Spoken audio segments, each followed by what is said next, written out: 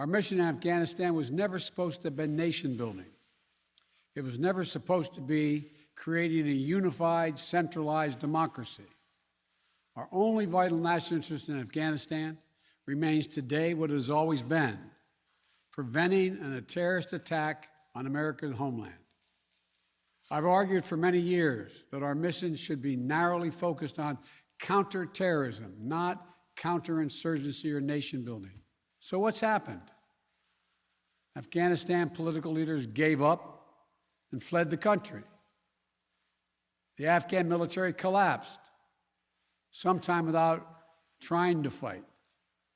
If anything, the developments of the past week reinforced that ending U.S. military involvement in Afghanistan now was the right decision. American troops cannot and should not be fighting in a war and dying in a war that Afghan forces are not willing to fight for themselves. We spent over $1 trillion.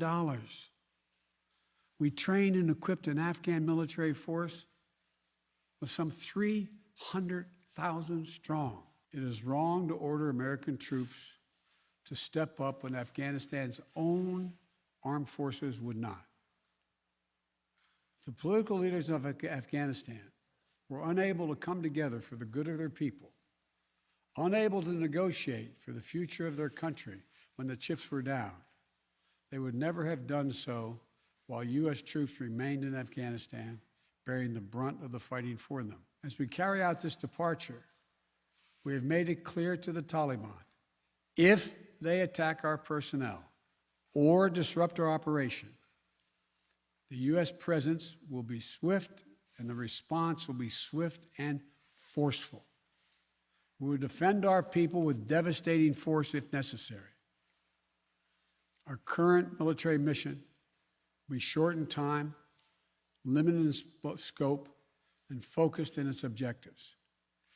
Get our people and our allies as safely as quickly as possible. And once we have completed this mission, we will conclude our military withdrawal.